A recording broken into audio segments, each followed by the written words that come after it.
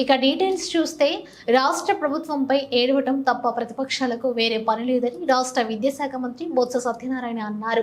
బుధవారం విశాఖలో ఆయన మీడియాతో మాట్లాడుతూ రాజధాని విషయంలో మా పార్టీ విధానం ఎప్పుడో చెప్పామని దానికి మేము కట్టుబడి ఉన్నామన్నారు. చంద్రబాబు పాపాల వల్లే ఈ పరిస్థితి వచ్చిందని ప్రతిపక్షాల చౌకబారు వ్యాఖ్యలపై మేము స్పందించామన్నారు. మేము ప్రజలకు ఏ మేలు చేశామో అది చెప్పే ఓట్లు అడుగుతామని ఇలాంటి జిమ్మిక్కులు మాకు అవసరం లేదన్నారు. చంద్రబాబు పవన్ కళ్యాణ్ ఈ రాష్ట్రంలో సొంత ఇల్లు లేదు, కానీ వీళ్ళకి ఇక్కడ రాజకీయాలు మాత్రం కావాలని మంత్రి బొత్స ఆరోపించారు. అందుకే ఈరోజు బ్రతకాంలో ఒక విషయాన్ని లేదా 3-4 రోజులుగా చూస్తున్నాను, టీవీలోను పేపర్లోను అట్లా అని ఇట్లాను. ఊరికే గవర్నమెంట్ మీద ఆడిపోసుకోవడం, జగన్మోహన్ రెడ్డి గారి మీద ఆడిపోసుకోవడం తప్ప ఇంకా ప్రతిపక్షానికి ఇంకో పని ఏంటుంది. వాళ్ళకి ఏం చెప్పాలో ఏం చేయాలో తెలియక పాడిందే పాటగా అదే కంటిన్యూస్గా ఆ టేపు అలాగే వేస్తూనే ఉన్నారు. మేము 100 సార్లు చెప్తున్నాం, ఈ ప్రభుత్వం గత 4 సంవత్సరాలు 10 నెలల కాలంలో ఇంకో 2 నెలలు కూడా కంప్లీట్ అయితే 5 సంవత్సరాలు అయిపోతుంది. ఈ నేపథ్యంలో నాయకులు కానీ ముఖ్యమంత్రి కానీ ఒకే మాట చెప్తున్నాం, ఈ 4 సంవత్సరాల ప్రజలకు ఏదైనా మేలు జరిగింది అనుకుంటే, మంచి జరిగింది అనుకుంటే, మీ తాలూకా జీవన ప్రమాణాలు పెరిగాయి అనుకుంటే,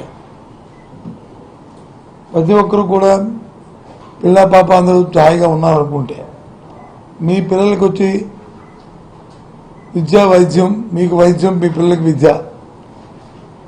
ఇంతకుముందు కంటే బాగా ఉన్నది ఈ ప్రభుత్వం పనితీరు అనుకుంటే మాకు ఒక అవకాశం ఇవ్వండి, మళ్ళీ మా గవర్నమెంట్ నుంచి రిపీట్ చేయండి అని చెప్పని జగన్మోహన్ రెడ్డి గారు పదే చెప్తున్నారు.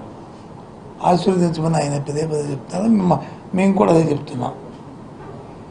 ఊరిగా ఎందుకు మరి మాట్లాడుతున్నారో అర్థం అవట్లేదు. అనొచ్చు కదా, ఇగో ఇది లోపం ఉంది, ఇది లోపం ఉంది, ఇది లోపం ఉంది అంటే. ఇప్పుడు నేను చెప్పిన 10 అంశాల్లో ఏది లోపం ఉంది, ఏది అందట్లేదు, ఏది చేయట్లేదు, ఇంతకు ముందు కంటే విద్యలో కానీ వైద్యంలో కానీ సంక్షేమంలో కానీ వ్యవసాయంలో కానీ మేము అభివృద్ధి చేసాము, మళ్ళీ మాకు అవకాశం అంటే ఫైన్, తప్పు కాదు రాజకీయాలు.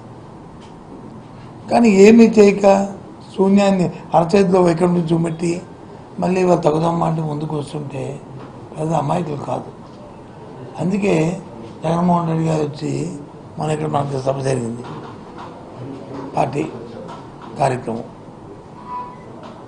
సిద్ధం భీముల్లో వేలాది కొద్దిగా లక్షల కొద్దిగా వచ్చారు కార్యకర్తలు, ప్రధాని. అవునా కదా చెప్పండి.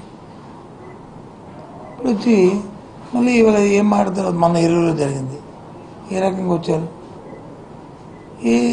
ఏం మాట్లాడతారో అర్థం అవదు. కాబట్టి దయచేసి అన్నీ పట్టుకుంటుకొని కన్స్ట్రక్టివ్గా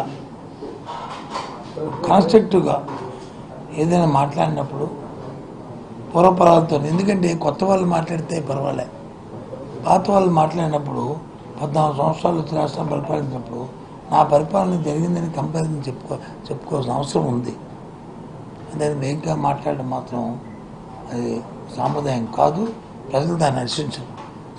కాబట్టి దయచేసి కన్స్ట్రక్టివ్గా ఏదైనా ఒక చెప్పదలుచుకుంటే కంపారిజన్ చేస్తూ చెప్పండి, దానికి సరైన వివరణ ఇస్తాం, సమాధానం చెప్తాం అని మీ ద్వారా ప్రతిపక్ష పార్టీ అని ముఖ్యంగా తెలుగుదేశం పార్టీకి తెలియజేస్తాం.